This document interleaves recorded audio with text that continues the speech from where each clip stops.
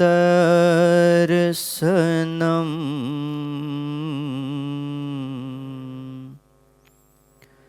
मन्दहासरुचिरा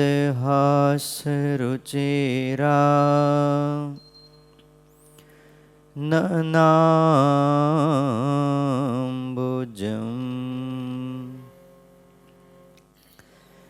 पूजितं सुरनरोत्तमेर्मुदा धर्मनन्दनमहं विचिन्तये।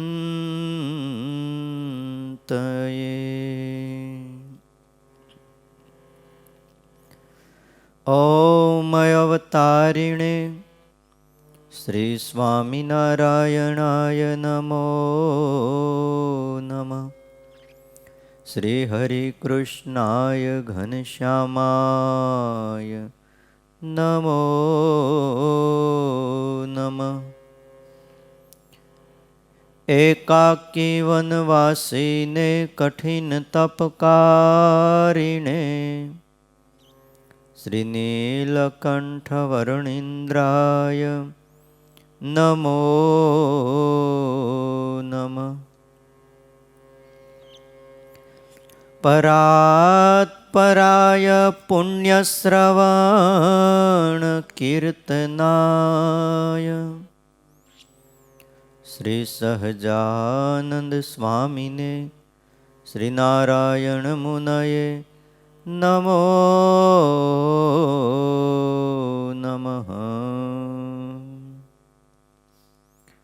बोलो श्री स्वामिनारायण भगवाननी, हरि कृष्ण महाराजनी, लक्ष्मी नारायण देवनी, राधारमण देवनी, सिद्धेश्वर महादेवनी, विघ्न विनायक देवनी, काष्ठभंजन देवनी।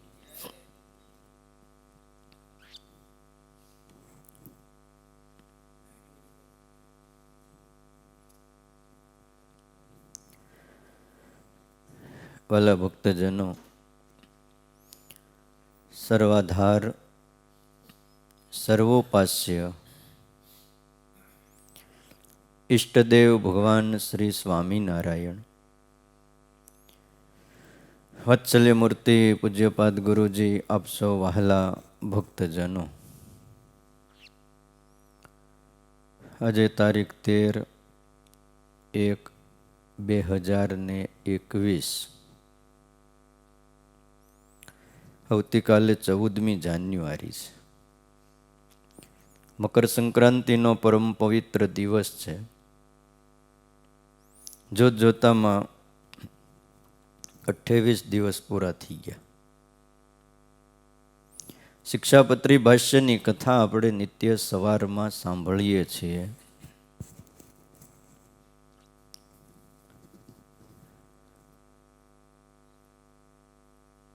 સાધુ, બ્રાહ્મણ, વેદ, પતિવ્રતા નારી, તીર્થ, દેવતા, આ બધાની નિંદા ન કરવી. ન કેવલમ યો મહતો અપભાષતે શૃણોતિ તસ્માદપી યહ સહ પાપ ભાગ. શાસ્ત્રની અંદર એવું લખ્યું, મોટાની નિંદા કરનારો જ દોષિત નથી, તો એ સાંભળે એ પણ પાપનો ભાગીદાર બને છે. એટલે કહ્યું છે કે મોટા પુરુષની નિંદા ન કરવી. આપણે જનમંગલ સ્તોત્ર બોલીએ છીએ, એમાં ભગવાન સ્વામિનારાયણનું એક નામ છે, સાધુ વિપ્ર પ્રપૂજકાય નમઃ.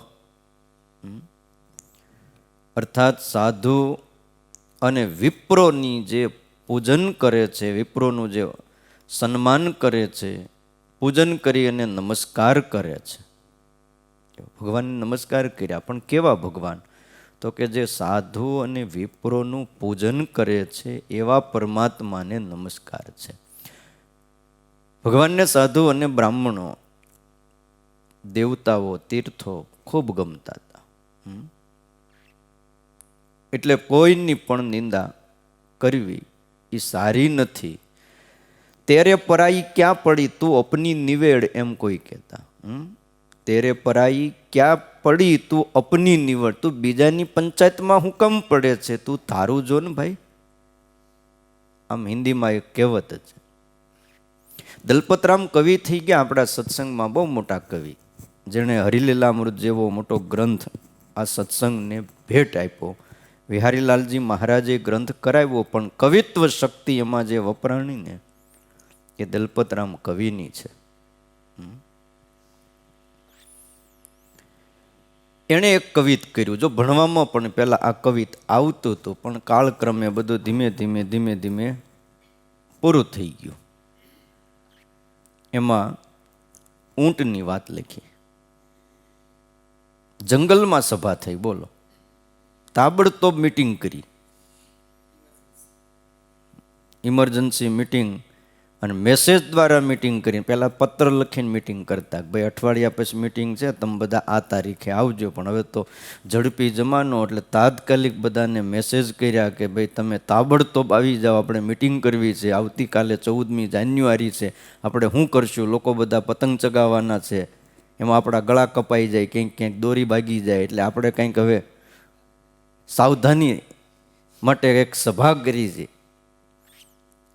તે એમાં બધા આવી ગયા. ઊંટ પહેલા ઊભું થયું અને માઇક એના હાથમાં આવ્યું અને ઊંટ બોલ્યું. ઊંટ કહે, આ સમામાં વાંકા અંગવાળા ભૂંડા ભૂતળમાં પશુઓ અને પક્ષીઓ અપાર છે. ચાલુ કર્યું. બધાને બોલાવ્યા હોય તો માન સન્માન સાથે, ભાઈ તમે ટાઈમે સભામાં આવી ગયા, બહુ સારી વાત છે. એના બદલે ઊંટ માંડ્યું કહેવા કે આ સમામાં વાંકા અંગવાળા આ ભૂમિ ઉપર બહુ જ પશુઓ છે, પક્ષીઓ પણ છે. હું એની યાદી આપી દઉં, કોનામાં કેટલી વાંકાઈ છે. એમ બગલાની ડોક વાંકીને, પોપટની ચાંચ વાંકીને, કૂતરાની પૂંછડીનો વાંકો વિસ્તાર છે, વારણની સૂંઢ વાંકી અને વાઘના છે નખ વાંકા. બગલાની ડોક વાંકી છે, પોપટની ચાંચ વાંકી, કૂતરાની પૂંછડી વાંકી છે. તમે પાઇપમાં નાખીને 6 મહિના વરદી તમે જો જમીનમાં દાટી રાખો અને પછી જો એ પાઇપ કાઢો અંદરથી, તો પૂંછડી પાછી વાંકીને વાંકી હોય છે. હાથીની સૂંઢ વાંકી છે, વાઘના નખ વાંકા છે, ભેંસના તે શિર વાંકા, શિંગડાનો ભાર છે, ભેંસના શિંગડા વાંકા છે. સભા શૂન્ય થઈ ગઈ, કોઈથી કંઈ બોલાય એમ નહોતું, કારણ કે બધીએ થોડું થોડું હતું જ. કોણ બોલે, કોણ કહે? પણ શિયાળિયું ઊભું થયું. સાંભળી શિયાળ બોલ્યો, દાખે દલપતરામ, અન્યનું તો એક વાંકું આપના 18 છે. બીજાનું તો એક વાંકું છે, પણ તમારા તો જુઓ ઊંટભાઈ. એમાં બન્યું એવું, 2-4 શિયાળિયા છે ને, મોટો હરીસો ઉપાડીને લઈ આવ્યા. ખબર નહીં ક્યાંકથી, આમ હે મોટો ઓલો માણાના કદનો એવો કહેવાય ને, મોટો કાચ ઉપાડી આવ્યા અને સામે મૂક્યો છે. જુઓ ઊંટભાઈ, તમે જે વાત કરો છો એના કરતાં આ તમે જુઓ. સંતો કીર્તનો ગાતા તો એમાં એવું કહેતા કે મોસમ કોણ કુટિલ ખલ કામી. મારા જેવો કોણ કુટિલ છે, કોણ ખળ છે ને કોણ કામી છે? પ્રભુ તમારા શરણે આવ્યો છું. જે મુક્ત થયા, જે સંતો થયા, જે ભક્તો થયા, એણે પોતાના દોષને ખોલ્યા છે, ગોત્યા છે. બુરો મત દેખો, બુરો મત સુનો અને બુરા મત બોલો. આ 3 વાંદરા તમે જોયા કે નહીં? ક્યાં જોયા તમે 3 વાંદરા? ગાંધીજીનો પાઠ આવતો, પણ 3 પૂતળાઓ મૂક્યા છે. ચોપાટી બાજુ જાઓ ત્યાં છે, અમદાવાદમાં પણ છે, મ્યુઝિયમમાં. 3 વાંદરા બેહાર્યા છે. એક વાંદરો આંખ ઉપર આમ 2 હાથ રાખીને બેઠું છે, એક મોઢા ઉપર 2 હાથ રાખ્યા છે એક વાંદરાએ, અને ત્રીજા વાંદરાએ 2 હાથ કાન ઉપર રાખ્યા છે. અને પછી નીચે લખેલું હોય છે બુરા મત દેખો. આંખ ઉપર હાથ રાખ્યા છે વાંદરા એમ સંદેશ આપે છે કે તમે બુરું ન જોવો.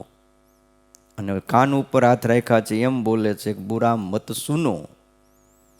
અને મોઢા ઉપર હાથ રાખીને એમ કહે છે કે બુરા મત બોલો. જો આટલું ન કરો કે આમાં સુખ નથી, ક્યાંય કોઈને આવ્યું નથી, તો આપણને ક્યાંથી આવે વાલા ભક્તજનો? એટલે આ શિક્ષાપત્રીની ભાષ્યની કથા એમ કહે છે કે અમારા આશ્રિતોએ ક્યારેય પણ કોઈની પણ નિંદા ન કરવી.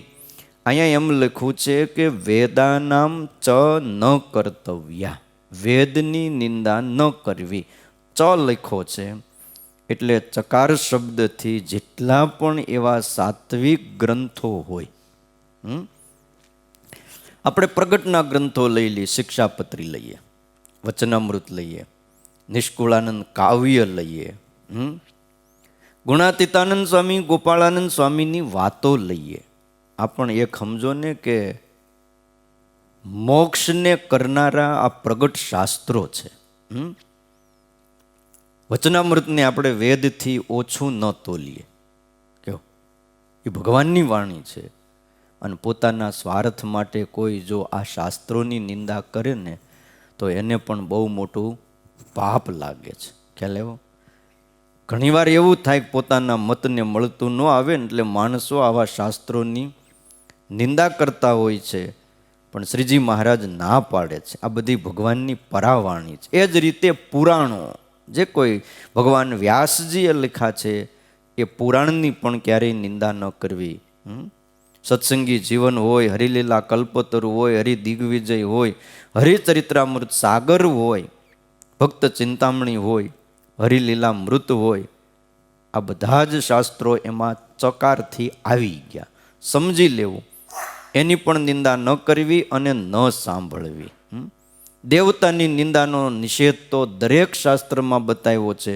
માર્કંડેય પુરાણના અધ્યાય 34માં એમ કહ્યું છે, વેદ દેવ વેદ દ્વિજાતિ નામ સાધુ તીર્થ મહાત્મ્ય નામ ગુરોહ પતિવ્રતા નામ ચ તથા યજ્વિત તપસ્વી નામ પરિવાદમ ન કુર્વિત પરિહાસે પુત્રક કુર્વિતા નામ અવિનીતા નામ ન શ્રોતવ્ય કથંચન.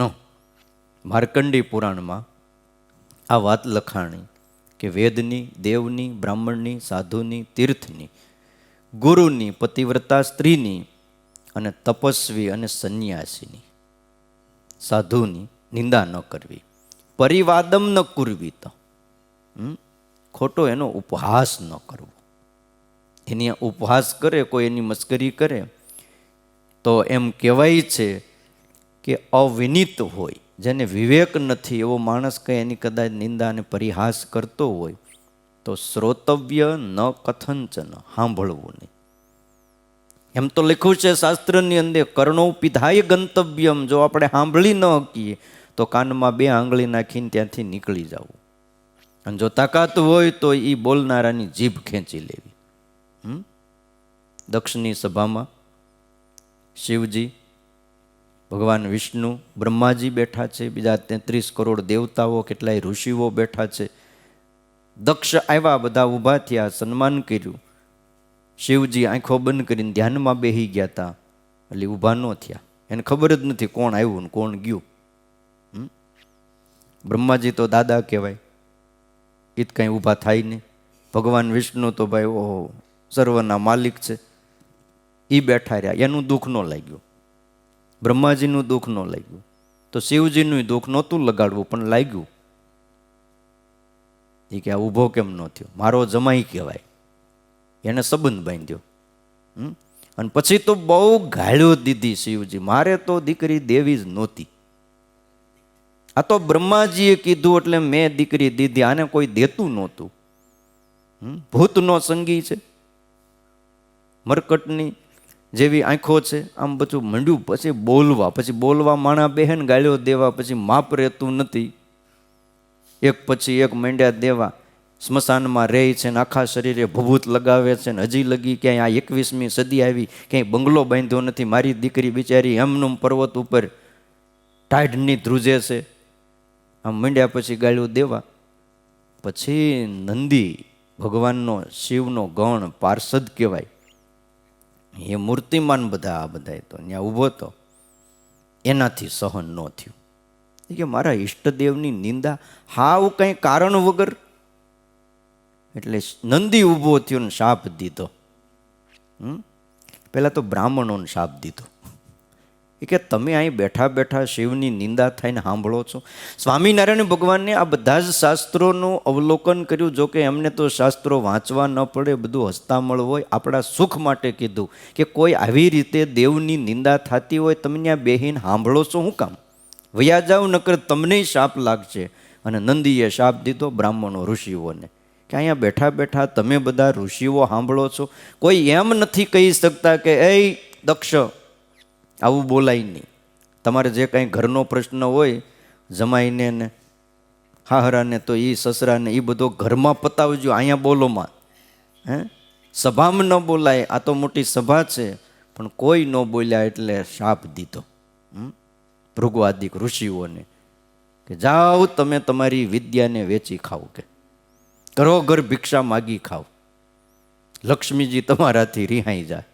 કયો ઘરોઘર ભિક્ષા માગવાનું કીધું. પહેલાં બ્રાહ્મણો વિદ્યા વેચતા નહીં, ઋષિઓના આશ્રમમાં એમનું ભણાવતા. પણ હવે સમય બદલાઈ ગયો, મફતની કોઈ કિંમત નહીં.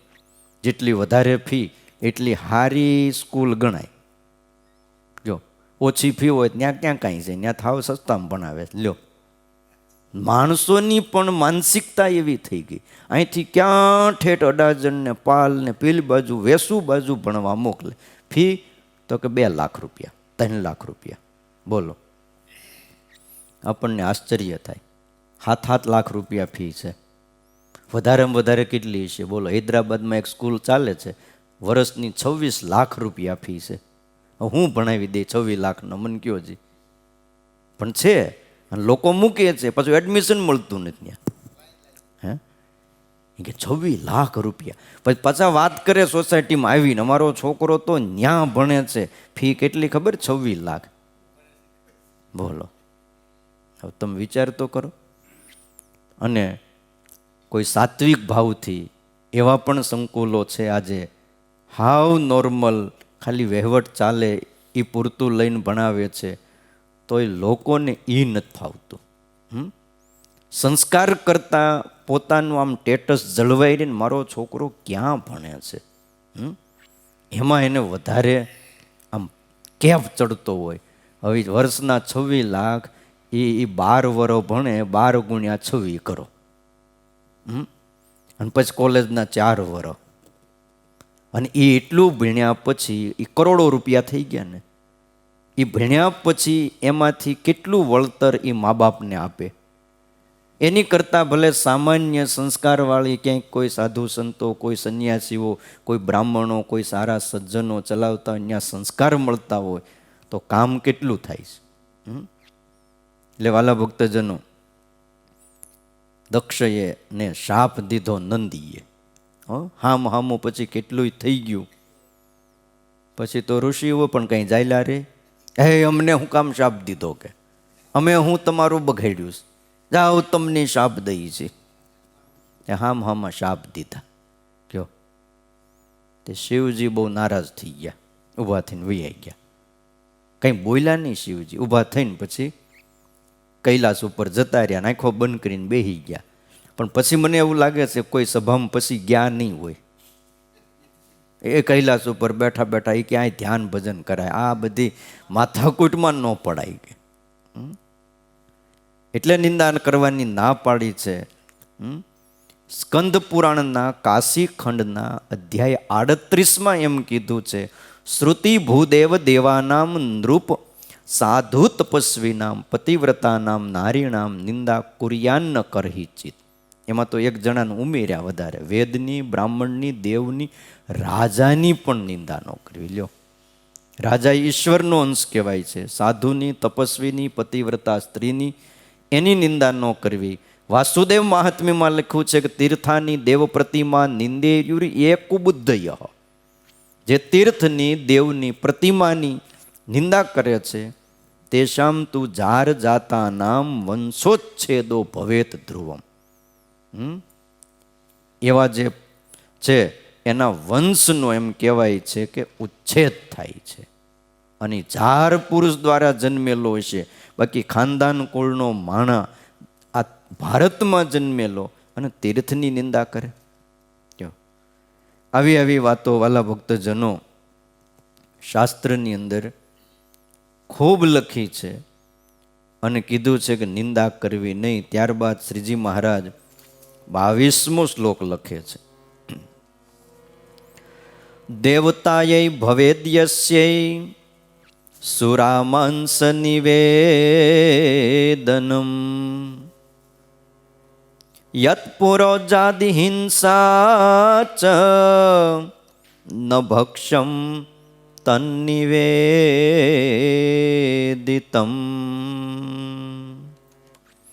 ન ભક્ષ્યમ તન્નિવેદિતમ.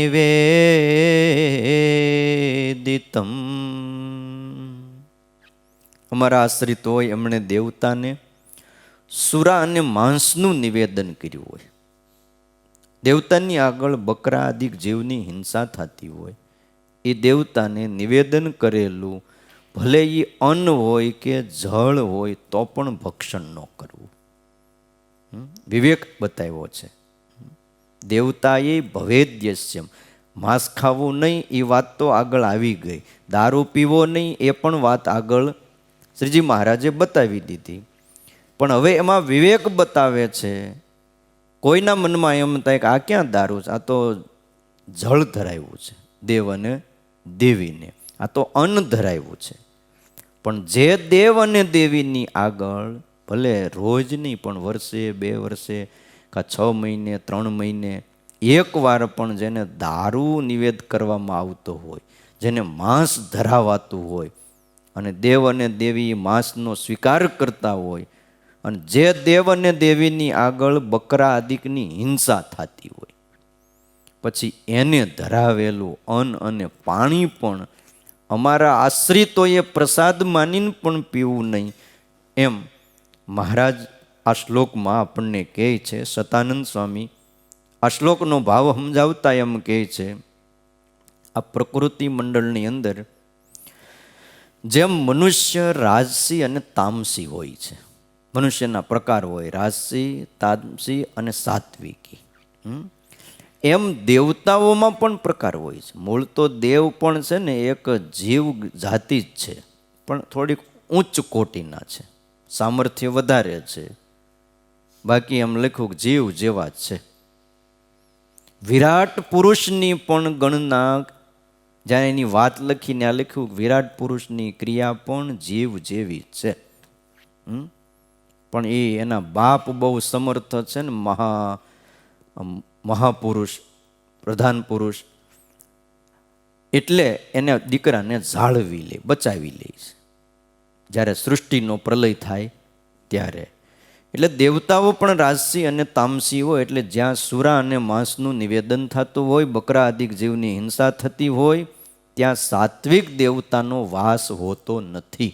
અને સાત્વિક મનુષ્યોએ કોઈ દી ડરવું પણ નહીં. આ દેવતાઓનો પ્રસાદ લીધો નથી, હવે મારું શું થાય, ડરવું નહીં. મહારાજ કહે છે રાજસી અને તામસી દેવતાઓને નિવેદન કરેલું અન્ન ભક્ષણ ન કરવું, કારણ કે એ અન્નની ઉપર રાજસી અને તામસી દેવતાની દ્રષ્ટિ પડી ગઈ. દ્રષ્ટિ પડી એટલે એના ગુણ એની અંદર આવી જાય છે. ખ્યાલ આવ્યો? ભગવાનના પ્રસાદનું મહાત્મય એટલે બહુ બતાવ્યું છે. ભગવાનને થાળ ધરીએ, ઘણાના મનમાં એમ થાય કે આમાં પરમાત્મા ક્યાં જમે છે, કેવું? પણ એ આપણી નજરમાં નથી, આપણને દેખાતું નથી. એકાદ ગુલાબનું ફૂલ આખી સભામાં ફેરવો, બધાય એ આ ગુલાબનો હાર છે ને પછી આપ્યો હોય, લ્યો વલ્લભ ભગત તમે જરાક આંખે અડાડો, એની સુગંધ લ્યો, આ પ્રસાદીનો હાર છે. તો વલ્લભ ભગત હાર લે ને આંખે અડાડે ને સૂંઘે, પછી ત્યાંથી આમ ફરતા ફરતા ફરતા ઠેઠ છેલ્લે અમરસિંહભાઈ પાયના, ધીરુભાઈ પાયના વયું જાય હાર. ભવન ભગત પાસે સૌથી છેલ્લે આવે અને પછી આપણે પૂછી કે આમાં શું ઓછું થયું, તો હારમાંથી એક ફૂલ પણ ઓછું ન થયું. ઠીક છે, અહીંથી ફેરવતા ફેરવતા 2-4 પાખડી વચ્ચે ખરી જાય એ વાત જુદી છે, પણ એનું વજન એમાં બીજું કાંઈ ઓછું ન થાય. પણ છતાંય સભાને આપણે પૂછીએ કે આમાં તમે શું લીધું, તો બધાય કહે કે ભાઈ અમે કંઈક લીધું. સુગંધ લીધી કે નહીં? પણ ઓછું થયું. એમ થાળ ધરાવીએ છીએ, જો આ જલેબીને ફાફડી ધરાવી દીધી છે, મોહનથાળ ધરાવ્યો છે, પણ ઓછું નહીં થાય. પરમાત્માની દ્રષ્ટિ પડે છે, ભાવ સ્વીકારે આપણો. એટલે જે રાજસી ને તામસી દેવ હોય એને જે નિવેદ કર્યું હોય એ દેવની દ્રષ્ટિ એના ઉપર પડી જાય. પછી એ દેવનું ગ્રહણ કરવું નહીં, એમ શ્રીજી મહારાજ કહે છે. કારણ કે ખાનારાની સાત્વિકતાનો નાશ થઈ જાય. હવે તમે વિચાર કરો કે જે દેવની આગળ, રાજસી અને તામસી દેવની આગળ ધરેલું નૈવેદ થાળ એ પણ જો ન લેવાતો હોય, તો પછી આ હોટલના ખાણીપીણી એ ત્યાં ક્યાં દેવને ધરાવ્યા હોય? એમાં કોની નજર પડી હોય? આખા ગામની નજર પડી હોય. જેટલા જેટલા 4 રસ્તે નીકળે બધાની નજર પડે. હવે એ કેવા કેવા માણસો હોય? આપણે ઠાકોરજીને થાળ ધરાવીએ ત્યારે પડદો રાખી, શું કામ રાખીએ છીએ? કોઈની દ્રષ્ટિ પડે નહીં. અમુકની દ્રષ્ટિ બહુ ભારે હોય હો. હા, એ ખાલી નજર પડી ગઈ હોય ને તોય તમને એ નડે. બોલો, અમુક નજરના બહુ ભારે હોય અને બને છે ભાઈ અથાણું બગડી જાય. બોલો, અથાણું બનાવતા હોય ને અમુક જો ઊભા હોય ને તમારે અથાણું આખું વરહ બગડે. અને એમ કહેવાય અથાણું બગડ્યું એટલે વરહ બગડ્યું. જો હવે જો માણસની નજરથી એટલું થતું હોય તો જેન તે બીજા બધા નીકળતા હોય, ત્યાં બધા જ માણસો આવતા હોય. ના પાડે છે. ખાનારાની સાત્વિકતા નષ્ટ થાય છે. ખાનારાનું અંતઃકરણ રાજસ અને તામસ ભાવથી યુક્ત બની જાય છે. એટલે વિષ્ણુ ધર્મની અંદર એવું લખ્યું છે, મધ્ય માંસાસીનો નાદ્યાત અન્નમ હિંસા રુચેરપી વૈષ્ણવેન વિશેષેણ સત્વનાશ કરમ હિ તત. આ વાત જે લખી છે ભાષ્યની અંદર, એ પુરાણોમાં, શાસ્ત્રોમાં એનું પ્રમાણ આપ્યું છે કે મદ્ય અને માંસનું ભક્ષણ કરનારા જે દેવ, એને જે ધરાવેલું અન્ન એ વૈષ્ણવેન વિશેષેણ, વૈષ્ણવોએ તો વિશેષપણે એ પ્રસાદ ન લેવો, કારણ એના સત્વગુણનો નાશ કરનાર છે. વૈષ્ણવો હોય અને ભક્ષણ ન કરવું, કારણ કે અન્ન એ સત્વગુણનો નાશ કરે છે. અને સત્વગુણનો નાશ થયો એટલે સારા વિચારોનો નાશ થયો, અને સારા વિચારોનો નાશ થયો એટલે મનુષ્યનું પતન થયું. માણસ તો એનો એ હોય, નથી કહેતા એટલે તું તો હાવ બદલાઈ ગયો. હવે એનો એ જ હોય, કપડાં એના એ હોય, ધંધો એનો હોય, થોડો ઘણો ફેરવો હોય અંદર ખાને, એનો એ માણા હોય, પણ તોય ઘણીવાર કેવું પડતું હોય આ સમાજમાં, પેલા ભાઈ તું તો હાવ બદલાઈ ગયો, પહેલાં કેવો હતો? કારણ એના વિચારો બદલાણા. વિચારો બદલાણા એટલે ક્રિયાઓ બદલાઈ જાય અને જીવન આખું બદલાઈ જાય. ધીમે ધીમે માણસ આખો બદલાઈ જાય. ઓલું કહેવાય ને, વર્ષો પહેલાં એક પેન્ટર બહુ સારો હતો. એટલે એને એમ થયું કે મારે ભગવાન કૃષ્ણનું આબેહૂબ ચિત્ર દોરવું છે. અને પેન્ટર એટલે તમે આમ ઊભા રહ્યો ને તો તમને આબેહૂબ દોરી દે. આવો જૂના જમાનાનો એ પેન્ટર. તે બિચારો મતતો તો બનાવવું, પણ કાંઈક તો મારે સામે જોઈને કેના ઉપરથી બનાવવું. એ આમથી આમ બજારમાં આટા મારતો તો ઘર પાસે, એમાં એક છોકરો દોડતો આવ્યો, હાવ નાનો એવો, વાંકડિયા વાળ ને હેવો રૂપાળો સુંદર. એટલે કે એ બેટા અહીંયા આવી. એને વળી લાવીને બે ચોકલેટ ને કાંઈ હાકરનો ગાંગડો ને કાંઈક દીધું. લે, એક પેંડો લાવી દીધો ને પતાહું દીધું ને જૂનો જમાનો. છોકરાને થયું એટલે આ કાંઈ કામનું. તે હાથમાં પેંડા ને પતાસા ને બધું લઈને બેસી ગયો. અહીં બેસી જા. તે પથ્થર જેવું હતું ને ઘરમાં ખૂણે બેહારી દીધો. અને જરાક પછી બેહારીને હાથમાં એક વાંસળી આપી, લે આમ પકડી રાખ કે. અને મીંડ્યો એ દોરવા સામે આબેહૂબ. એ થોડીક વારમાં ખાલી લાઈન વર્ક થઈ ગયું અને થોડોક રંગ પૂરી દીધો. પછી કે હવે તું જા. અને પછી આબેહૂબ જે એમાં બાકીની જે કળાઓ એની હતી, દિલ દઈને એને ઠાલવી દીધી. અને એમ કહેવાય છે કે એ જમાનામાં એ ચિત્રને જોવે એટલે ઓહો વાહ વાહ પોકારી ઉઠે. એવું ભગવાન કૃષ્ણનું. પછી તો એમાં શ્યામ કલર કરી દીધો, જે આપણે આસમાની કલર કહેવાય ને એવો કરી દીધો. અને માથા ઉપર મોર પીછ ને હે પિતાંબર પહેરેલું. જોકે આણે નહોતું પહેર્યું પણ ઓલાય પહેરાવી દીધું. આને તો ખાલી એક ચહેરો જોવો તો. પછી છોકરો આવીને જોવે એટલે એને એમ થાય કે લા અહીંયા ક્યાંથી હું આવ્યો. એ ઘડી આમ જોવે, ઘડી પોતા સામું જોવે. એ આબેહૂબ એવો ચિત્ર થઈ ગયું. અને એમ કહેવાય છે કે લાખો રૂપિયામાં વેચાણું પણ ઘણું. સમય જતાં જતાં જતાં એને 25 વર્ષ વીહાઈ ગયા. પછી આને વિચાર આવ્યો કે આ કૃષ્ણ તો દોર્યા ને એટલા વર્ષોથી વેચાય છે, હવે કંસ બનાવવું કે હે કંસ બનાવવો તેમાં ખૂનખાર માણા જોઈએ, એમ આંખો લાલ ચોળ ને આમ બધી રીતે ચહેરોય ભયંકર. તે એની તપાસમાં નીકળ્યો. એમાં એક જણો આમ હાલ્યો આવે, હો આમ તમારો ખૂનખાર, આમ હવે મોટું શરીર પહાડી થઈ ગયેલું. કારણ કે એને 25 વર્ષ ગયા એટલે એ 30-35 પોગ્યો હતો. એને ઊભો રાખ્યો, ઊભો રહે, કામ છે થોડું. મારે એવો ટાઈમ નથી કે હલતા થાવ. પાછો બોલવાનો એવો, અરે પણ ભાઈ થોડુંક કામ છે, થોડીક વાર આવી જાઓ. તો એને થોડુંક નાનપણું સાંભળ્યું, બાળપણું, કે આ બાજુ ક્યાંક હું આવ્યો હતો, એક દી બેઠો હતો, અહીંયા પતાસા પેંડાને આપ્યું હતું, કાંઈ વાંધો નહીં હાલો.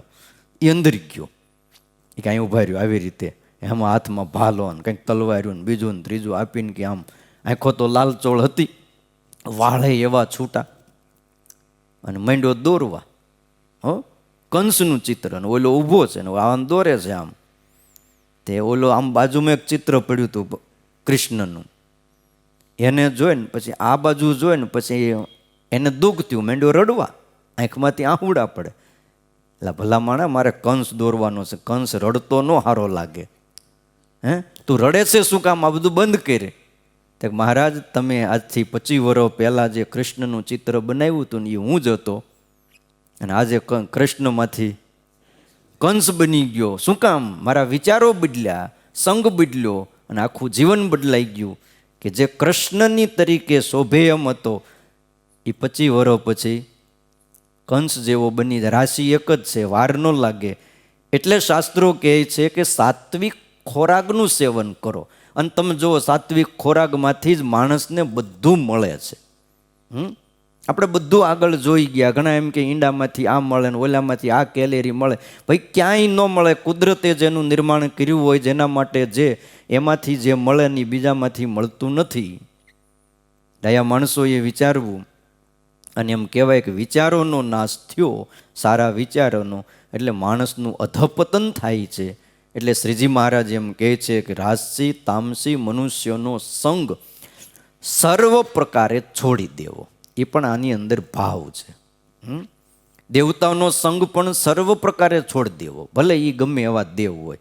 એટલે ભૂત ભૈરવ, કાળ ભૈરવ, બીજા ત્રીજાની છે ને ભાઈ બંધાઈ હારી નહીં. ઘણા કરે છે હો. અને આ દુનિયામાં કામ પણ પાછા બહુ કરે. કારણ કે એને શું છે કે એ સિવાય બીજું કાંઈ છે નહીં. તમે ખાલી 1 વર્ષ જો કાળ ભૈરવના મંત્રનો જાપ કરો ને, બોલો તમારી સામે આવીને ઊભો રહી જાય. હા, પણ પછી પાછો તમને ભીં પાડી દેવો. એને વર્ષે પાછું જોઈ, પાછું બધુંય થઈ પ્રસાદ ધરવો પડે. અને એ પ્રસાદ પછી આપણાથી પૂરો ન થાય. અને ન ધરો એટલે તમારો વારો પડી દે, ઊંધા નાખી દે. પણ કામ બહુ કરે. બોલો, એવા ઘણા સારા હરિભક્તો આપણે કહેવાય નહીં, કથા લાઈવ જાય છે. હારા અમુક સાધુઓ પણ આ રવાડે ચડી ગયા. એ કે આમાં જામે અને કામ એ કરે પાછો. બોલો, એમ હાલ્યા જાય ને તો પગલાં પડે. બાપુ હાલ્યા જતા હોય ને તો વાહે પગલાં પડતા હોય. આપણને તમે આમ નજરે જુઓ, હવે કંકુના પગલાં પડતા હોય તમને શું થાય? હાવ હાચું કીજો. ત્યાં તો આપણે ધનુર્માસમાં જઈએ છીએ દિવ્યધામમાં, ત્યાં કાંઈ પગલાં પડતા નથી. અને અહીંયા તો આમ જો પગલાં પડે, બાપુ આમ તમે જો, અને નજરે તમને દેખાય. તમારી નજર પણ ધોખો ન આપે. પણ હવે એ પગલાં કાળ ભૈરવ પાડતો હોય. અને લોકો બધા ખેંચાય. અને મર્યા પછી જે એની દશા થાય છે, ઓહો. એટલે બાપ આ સૃષ્ટિ ઉપર સ્વામિનારાયણ ભગવાનની હારે ગોપાળાનંદ સ્વામી આવ્યા હતા, ગુણાતીતાનંદ સ્વામી, બ્રહ્માનંદ સ્વામી, મુક્તાનંદ સ્વામી, વ્યાપકાનંદ સ્વામી, આ બધા બ્રહ્માંડો ચલાવે એવી જબર તાકાતવાળા હતા. સૃષ્ટિના ક્રમ બદલી નાખતા હતા. ગ્રહણ થવાનું હોય ને કે જાઓ ગ્રહણ નહીં થાય તો બંધ થઈ જાય, આવા જબર જબર યોગી રાજ હતા બધા. પણ એણે ક્યારેય પોતાના જીવનમાં ક્યાંય પગલું પાડ્યું નથી. ક્યાંય સાંભળ્યું ગોપાળાનંદ સ્વામી હાલ્યા ગયા પગલાં પીડ્યા? હવે એમની હારે ભગવાન વાતું કરતા હતા. ગુણાતીતાનંદ સ્વામી કે અમે તો આમ જોઈ ત્યાં ભગવાન દેખાઈશ. એટલે તને તારો દેહ ભૂલાય છે? તો અમને ભગવાન નથી ભૂલાતા કે. કૃપાનંદ સ્વામી કે ભગવાન ભૂલાય તો તાળવું ફાટી જાય. ઉની કોષ ઘાલે છાતીમાં જેવું વહમું લાગે એવું ભગવાન ભૂલાય તો વસમું લાગે. હવે આવા જબર જબર મોટા સાધુઓ તો એણે કોઈ દી આ વાત જ નથી કરી. એમ જ કહેતા સ્વામિનારાયણ ભગવાનની ભક્તિ કરો, અમે એમની જ ભક્તિ કરીએ છીએ કયો, અને અમે તો એમના ચરણની રજ છીએ. તે હું આજકાલ 200 વર્ષ પછી એના કરતાં મોટા થઈ જાય કયો? નિષ્કોળાનંદ સ્વામી કે પ્રેમાનંદ સ્વામી કે જેણે ભગવાન ભાળ્યા નથી એ હું ભગવાનનું વર્ણન કરશે કે? અમે તો આ આંખે જ જોયા છે. અને પછી ભક્ત ચિંતામણીમાં લખ્યું છે, આ કાને કરીને એમની વાતો અમે સાંભળી છે. નિષ્કોળાનંદ સ્વામી કહેતા આ જીભે કરીને એમના ગુણ ગાયા છે, સામે બેઠા હતા, આ હાથે કરીને એમની સેવા કરી છે. ત્યારે એવું ક્યાં મળે કયો? માટે છે ને નંદ સાધુઓના શાસ્ત્રો, એમણે લખેલી વાતો એ સિવાય બીજે બહુ ક્યાંય ફંટાવવું નહીં. ખ્યાલ આવ્યો? હા, બાકી એમાં દુઃખ સિવાય કાંઈ પણ મળતું નથી. આ ઘડીક લાગે, કામ પાછા બહુ કરે હો. તમને આમ ખાલી એક ધબ્બો માર્યો હોય ને તમારું કામ થાય, અને આ ગમે એટલા ધબ્બા મારે કામ ન થાય. ખબર હોય કે આવડો હાવ વયો જાય. કારણ કે ઓલાને શું છે, ધબ્બો લઈને પછી પૈસા મળી ગયા ને ફેક્ટરું માંડ્યું હાલવા, કામ પૂરું થયું કે બધી વાતો કરવાની કે ઓહો હો ફલાણા સ્વામીના આશીર્વાદ છે હો મારે. એટલે ભાઈ ભગવાનના આશીર્વાદ છે કયો? મોટા પુરુષો ભગવાનને પ્રાર્થના કરે, ન કરે એવું નથી. ઘણાના કામ મોટા સાધુઓએ કર્યા. ગુણાતીતાનંદ સ્વામી, ગોપાળાનંદ સ્વામી એણે ઘણાને આશીર્વાદ દીધા, ઘણાના કામ કર્યા છે, નથી કરતા એવું નથી. પણ એ જીવનું જોઈને કરે, ભાઈ જીવનું બગડે નહીં એટલું આપે. અને ભગવાનને રોજ કેવું, હું માથા પછાડું ને તોય મારું બગડે ને એટલું બધું મન નહીં દેતા. એ રોજ તમારે કહી જ દેવાનું, મંદિરે આવો ને કે હું ગમે એટલા માથા પછાડું, ગમે એટલી પ્રાર્થના કરું, ગમે એટલી માળા કરું, ગમે એટલા જપ કરું, ગમે એટલે દાન કરું, બીજું જે કાંઈ કરું, અનુષ્ઠાન કરું, વ્રત કરું, તપ કરું, તોય મારું બગડે ને એટલું મન નહીં દેતા. હા, એટલું બધું ન કહેવાય તો એટલું તો કહેજો, સવારે કથામાં રોજ આવું છું ને આવતો બંધ ન થાવ ને એટલું બધું ન દેતા. પછી હું હાવ બંધ થઈ જાય સવારે, પછી મારે સવારના પોરમાં પછી ટાઈમ જ ન હોય કયો? પૈસાની પથારી કરે ને એટલો પૈસો હોય ને તોય માણસને ઊંઘ લાવવી ને એ કઠણ છે હો. ઘણાને એમ થાય કે આ બધું મળી જાય એટલે ઊંઘ હારી આવે. ઊંઘ કાંઈ પૈસાથી ન આવે, હોય એ ઓછી થઈ જાય. ડાયા માણસોએ વિચારવું, સાત્વિક ભાવ છૂટે નહીં એનું ધ્યાન રાખવું. કેવી કેવી વાતો લખી જો. અને હવે વાત લખે 23મા શ્લોકમાં. શ્રીજી મહારાજને શિવજી પ્રત્યે બહુ આદર છે, બહુ આદર છે.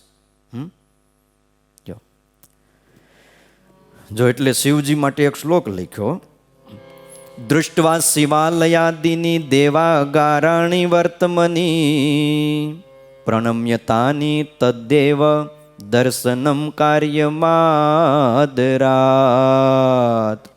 દર્શનમ કાર્યમાદરાત. ત્યાર પછી 23મો શ્લોક લખતા શ્રીજી મહારાજ બોલે છે કે મારા આશ્રિત હોય એમણે, જો કેવું લખે, દ્રષ્ટવા શિવાલયાદિની દેવાગારાણી વર્તમની. જો આગળ ના પાડી કે દેવનું પ્રસાદ ન લેવો, એનું જળ પણ ન પીવું, પણ હવે લખે છે કે જે સાત્વિક દેવ છે શિવજી આદિકનું, દૃષ્ટવા એટલે જોઈને, શિવાલય જુઓ કે કોઈ દેવનું મંદિર જુઓ, ધજા ફરકતી જુઓ. અરે અહીંયા રોડ ઉપર નીકળે ને ધજા જોવે ને તો એલા હોર્ન મારતા જાય. ખબર નહીં, રાજસ્થાન વાળાને આમ ડેરું જોવે એટલે ઠાકોરજીને જરાક કે અમે આવી ગયા છીએ, અહીં નીકળીએ છીએ. અંદર આવીને ઓલો ઘંટ તો વગાડે નહીં, પણ ત્યાંથી હોર્ન મારે. એટલે ઠાકોરજીને ખબર પડે કે અહીંથી કોક બંદો નીકળ્યો છે એમ. કોઈ દેવનું સ્થાન જોવો એટલે મહારાજ એમ કહે છે પ્રણમ્યતાની તદ્દેવ, એ દેવને પહેલા તો પ્રણામ કરવા. દર્શનમ કાર્યમ આદરાત, બહુ આદરથી શિવજીના કે બીજા કોઈ દેવનું સ્થાન હોય એના દર્શન કરવા. આદર બતાવ્યો છે, એમનું ખાલી કરવા ખાતર નહીં. એક હાથે નમસ્કાર ન કરવો નિષેધ છે, એક દંડવટ ન કરવો નિષેધ છે, એક પ્રદક્ષિણા ન કરવી. કે લેવો કરવું ને ત્યારે થોડોક વધારે કરવું ને આવું એકમાં શું કરવું. શતાનંદ સ્વામી એમ કહે છે કે આપણે ઘેરથી બહાર જતા હોઈએ અને માર્ગમાં શિવજી છે, ગણેશજી, સૂર્યનારાયણ, પાર્વતી આદિ કોઈ પણ દેવ કે દેવીનું મંદિર આવે તો એ દેવતાઓને પ્રણામ કરી લેવા. આ પહેલો વિધિ છે. પછી આગળ જવું. બીજો વિધિ એ છે કે મંદિરની અંદર જે દેવો પધરાવ્યા હોય એ દેવોના દર્શન આદરથી કરવા. આ બીજો વિધિ છે. અને એ જો ન કરે તો દેવના અપરાધની પ્રાપ્તિ થાય છે, દેવનો અપરાધ થઈ જાય છે. કયો અહીં મોટા માણસ બેઠા હોય ને તોય એની આગળથી એમનું ન જવાય. જવાય છે? કયો આ મોટા મોટા રાજકારણી બધા બેઠા હોય, વડાપ્રધાન ને મુખ્યમંત્રી ને બીજા, હવે ત્યાં બેઠા હોય ત્યાંથી આમ નીકળાય પડખેથી? અને નીકળજો, અને નીકળ્યા પછી મને કહેજો અહીંયા આવવા દે તો. કેટલી સિક્યુરિટી હોય છે, કેટલું ટાઈટ હોય છે. તો એક આ લોકના એક અધિકારીની જો આટલી અમાન્ય હોય ત્યારે આ તો દેવકોટીના છે. મંદિરોની અંદર જે દેવો પધરાવ્યા છે એ દેવોના આદરથી દર્શન કરવા. અને વશિષ્ઠ સ્મૃતિ એમાં લખ્યું છે કે દેવતા પ્રતિમામ દૃષ્ટવા યતિમ ચ દૃષ્ટવામ ચ યોગીનમ નમસ્કારમ ન યહ કુર્યાત પ્રાયશ્ચિત ઈયતેહી સહ.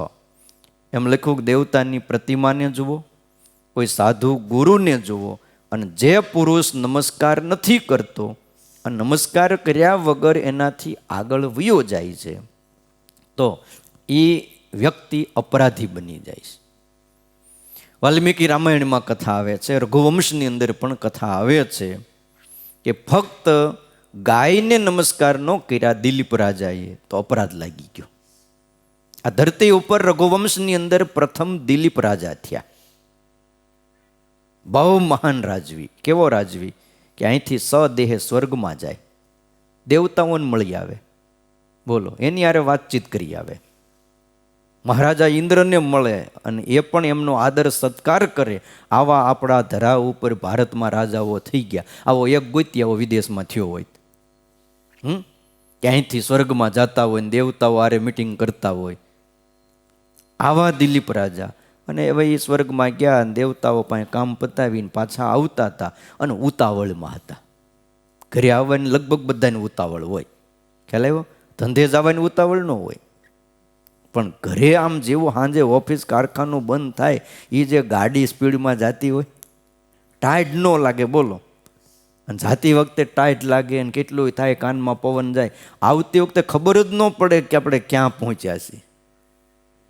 એમ દિલીપ રાજા એ તાબડતોબ પાછા આવતા હતા અયોધ્યા. રસ્તામાં એ સ્વર્ગની અંદર જ કામદુઘા ગાય બેઠી હતી. હવે એ દેવતા એ ગાય અને દિલીપ રાજાએ એને નમસ્કાર ન કર્યા અને ત્યાંથી એમનું નીકળી ગયા. તે કામદુઘા ગાયનો શાપ લાગ્યો. એણે કંઈ કીધું નહોતું પણ અપરાધ થઈ ગયો. ઘણા વર્ષો ગયા. દિલીપ રાજાને કોઈ સંતાન નહીં, કોઈ દીકરો નહીં. પછી તો એના ગુરુ હતા વશિષ્ઠ, એમને પૂછ્યું, ગુરુદેવ મારો એવો કયો ગુનો, કયો એવું મારું પાપ, આવડું મોટું વિશાળ રાજ છે પણ કોઈ સંતાન નથી, માટે કંઈક દયા કરો. એટલે વશિષ્ઠએ આંખો બંધ કરીને જોયું કે એવું કયું આનું કયા જન્મનું કર્મ છે કે એને ત્યાં સંતાન નથી. ખબર પડી કે આ કોઈ પ્રારબ્ધનું નથી પણ આ નવું કર્મ થઈ ગયું, ક્રિયમાણ. તમે સ્વર્ગમાં ગયા હતા ને સ્વર્ગમાંથી આવતા હતા, રસ્તામાં કામદુઘા ગાય બેઠી હતી, તમે એને નમસ્કાર નથી કર્યા એટલે તમારે સંતાન નથી. તો કે મને પ્રાયશ્ચિત આપો ગુરુ, હું પ્રાયશ્ચિત કરી લો. હવે આવા રાજવીઓ હતા. હાથ જોડ્યા ત્યારે કીધું, તમે કામદુગા ગાયની દીકરી નંદીની, એ અમારા આશ્રમમાં છે અહીંયા, એનો વંશ વેલો, એની દીકરી હતી, એનું નામ હતું નંદીની. એની સેવા કરો, તમને ભગવાન દીકરો આપશે.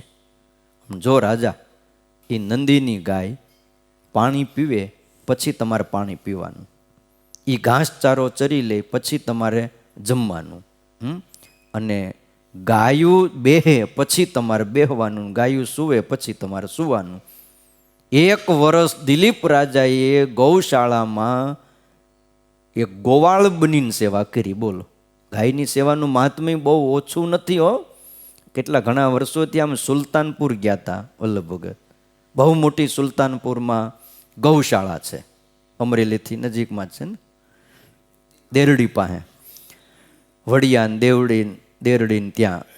તો ત્યાં ગૌશાળાની અંદર અમે ગુરુ હારે હતા, દર્શન હરિભક્તો કે હાલો ને સાહેબ, બહુ મોટી અમારે અહીં ગૌશાળા છે. પછી ત્યાં એક ભાઈ કામ કરતા હતા. પછી વાતમાંથી વાત નીકળી કે આ ભાઈને કેન્સર થયું હતું. કીધું કેમ? પછી શું થયું? કીધું અમદાવાદ રિપોર્ટ કરાવ્યા, મુંબઈ કરાવ્યા. ડૉક્ટર કે હવે આ ભાઈ લાંબુ નહીં ખેંચે, 6 મહિના ખેંચે તો સારું એમ.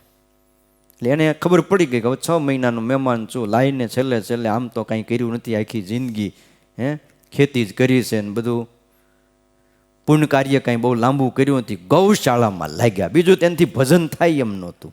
અને ઓલા કે ને મહેનતું જીવડો હોય ને પછી બેહી ન કે કાંઈક મહેનત કર્યા વગર રહે નહીં. તે ગૌશાળામાં લાગી ગયો સેવા કરવા.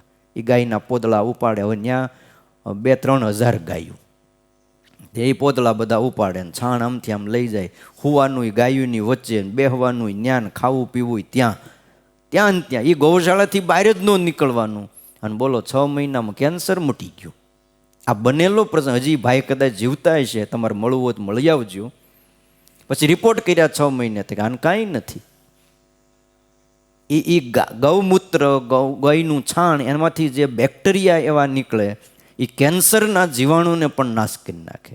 ઓલા ડૉક્ટર કે આ શું થયું? લેબોરેટરી ફરી ગઈ, રિપોર્ટ ફરી ગયા, શું થયું? આને કાંઈ નથી. અને માણા હજી એ ગાયનું દૂધ પીવે ને, છાશ ને ગૌમૂત્રને. બોલો, એ માણસ બચી ગયો. કેટલી જબર તાકાત છે ગાયની સેવા કરવાથી. આ જુઓ દિલીપ રાજા, વશિષ્ઠએ કીધું તમે સેવા કરો, પ્રાયશ્ચિત આપ્યું હતું, અને 1 વર્ષ સેવા કરી. પછી શિવ અને પાર્વતીને થયું કસોટી લેવી છે બરોબર પછી. એટલે શિવજીએ કીધું પાર્વતીને, તું ગાય બન અને હું વાઘ બનું, સિંહ. અને પછી દિલીપ રાજા જંગલમાં ગાયો ચારતા હતા. એમાં બધી ગાયો હોય, એની ભેગી ઓલી ગાય એ પછી એક અલગ તરી ગઈ, એ તો પાર્વતી માં. અને એણે પછી એ નંદિનીનું રૂપ લીધેલું. અને ઓલો સિંહ વાહે થયો પછી, અને હે ગર્જના કરી આખું જંગલ ગજવી દીધું. તે તરત ધનુષ બાણ લીધા અને મારવા માટે તાક્યું. પણ સિંહ રેવા દે, ત્યાં તો બેન ત્રીજી છલાંગે તો ગાયને પંજો મારી દીધો અને માથે બેહી ગયો. ને આવડો જ્યાં મારવા આવ્યો દિલીપ રાજા, ત્યાં તો મનુષ્યની વાણીમાં બોલ્યો, ભાઈ તું મારતો નહીં હો, આ તો મારો ખોરાક છે, અને હવનો નાસ્તો હવ કરીએ, આમાં તમને શું તકલીફ છે? કે આ ગાયને છોડી દો. તે ભાઈ મારા હાથમાં આવ્યું છે, ને મારા હાથમાં આવેલું, હું તો જંગલનો રાજા. સિંહ એટલે જંગલનો રાજા, ને એના હાથમાં આવ્યું એ છૂટે?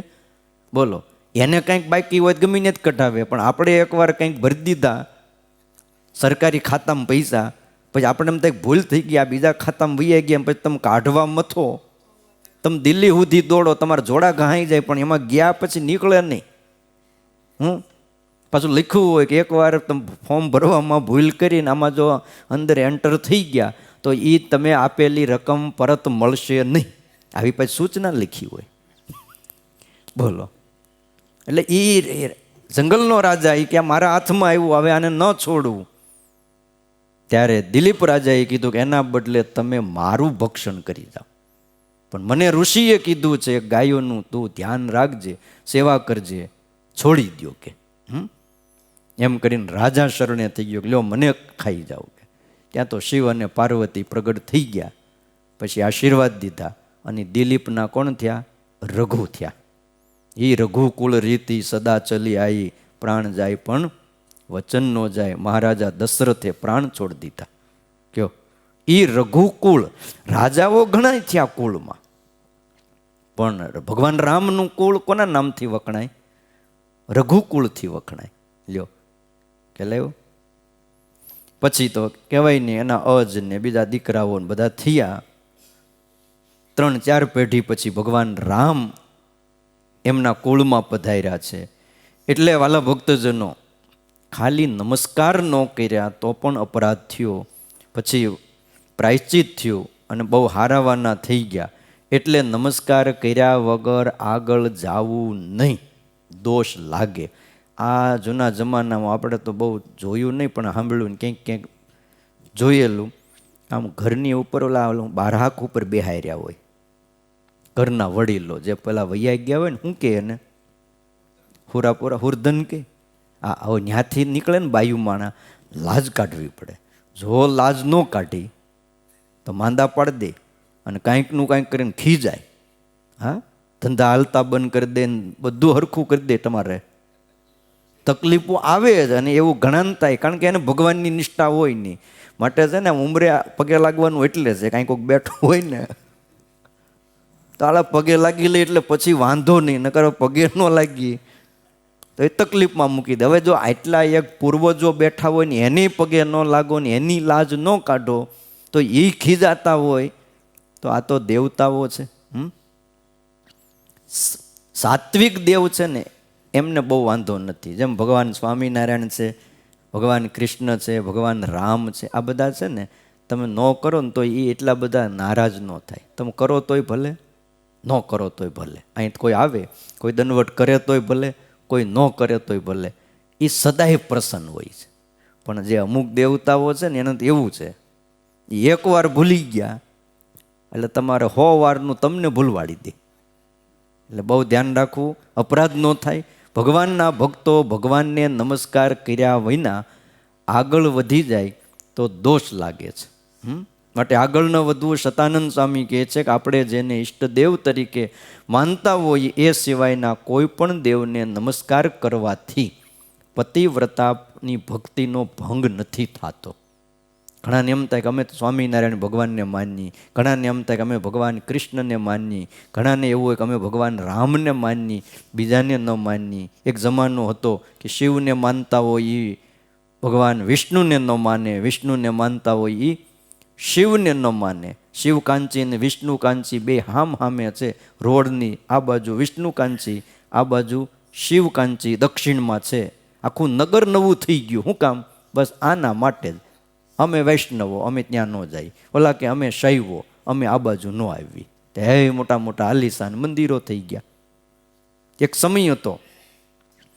પણ ભગવાનના ભક્તએ વિવેક રાખવો.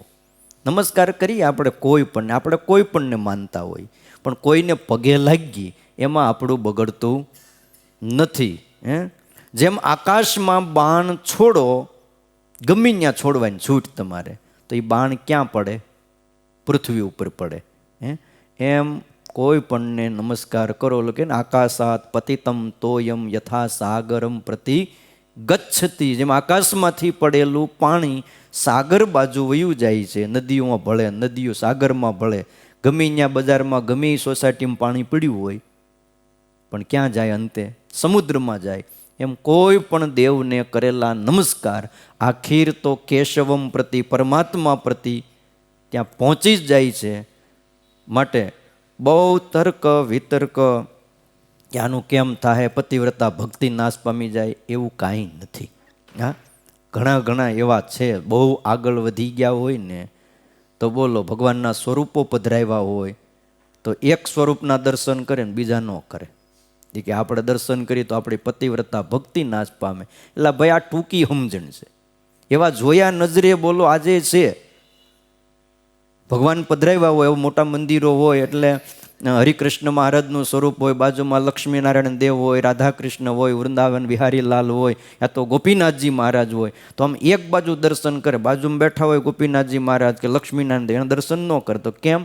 તો પતિવ્રતા ભક્તિ નાશ પામી જાય. એટલે કરો વાત.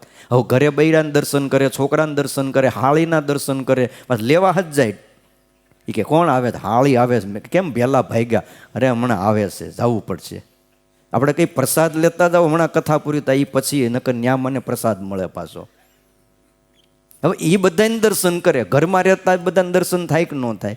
તો એના કરતાં તો આ દેવ છે બાપા, દર્શન કરો ને, આમાં કાંઈ નાશ પામે. અરે ઘણા ઘણા તો કીર્તનોની અંદર પણ આપણે જોયું છે. હવે જે નંદ સંતો લખી ગયા, જે નામ લખ્યું એ બધા નામ ભગવાનના છે. સર્વમંગળ સ્તોત્રમાં 1008 નામ છે. બોલો.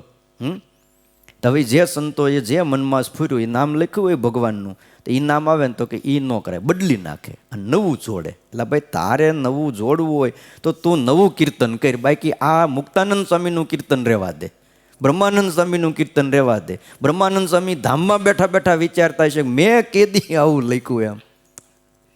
એટલે આ ન કરાય, એ બધા અપરાધો છે. પતિવ્રતાની ભક્તિમાં નાશ પામતી નથી. આપણા નંદ સંતોએ જે કીર્તનો લખાય તમ તાર ગાઓ. એ જેવા બીજા કોઈ કવિના કીર્તન હોય ભગવાનના સ્વરૂપના વર્ણનના, એ પણ ગાઓ, એમાં કોઈ બાદ નથી. ભગવાન રાજી થાય છે, પણ ફેરફાર કરવો નહીં. અને એક હાથે નમસ્કાર કરવા નહીં. વડતાલ જાય, ગરડા જાય, અમદાવાદ જાય, જેટલા દેવ પધરાવ્યા હોય, 3 ખંડ હોય, 3 ખંડમાં નમસ્કાર કરવા, દંડવટ કરવા, ભાવથી દર્શન કરવા, પણ ખાલી એક જગ્યાએ દર્શન કરીને વી આવવું નહીં. હા, એ મહારાજે પધરાવેલા દેવ છે. આ બધી જ બાબત આ શ્લોકની અંદર સમજી લેવી. જો અહીંયા 23 શ્લોક પૂરા થયા, આવતીકાલે 24મો શ્લોક આપણે લેશું અને ધનુર્માસની કથા પૂરી થશે. ધનુર્માસની જો પછી આપણે રોજ હાલે છે એ તો ચાલવાની જ છે. હા, તમે જો આટલા રોજ આવતા હોય ને તો આપણે રોજ શીરાનો પ્રસાદ રાખીએ. બોલો, તૈયાર છો તમે? તમને એમ થાય કે આ ધનુર્માસમાં સવારે પ્રસાદ છે એટલે જઈ. હે, હવે કોક ને કોક યજમાન મળી રહે, ન મળે તો આપણે એમ કાંઈ વાંધો નથી. બોલો, શું કરશું? રોજ આવો તો આપણે રોજ પ્રસાદ ચાલુ રાખીએ. હે, સારું, કાલ તમે વિચારી લેજો. કાલ છે ને જો દાન પર્વ છે, બહુ પવિત્ર દિવસ કહેવાય. હે, ઘણા ગાયને ઘાસચારો નાખતા હોય, ઘણા બ્રાહ્મણોને, ઘણા એવા કોઈ જરૂરિયાતમંદ હોય એની સેવા કરતા હોય સાધુ સંતો, આ બધાની. એટલે ભગવાને જે કાંઈ આપ્યું યથાશક્તિ, કાલનું પર્વ બહુ મોટું છે, સંકલ્પ કરવો. અત્યારે અહીંયા કથાને વિરામ. સહજાનંદ સ્વામી મહારાજની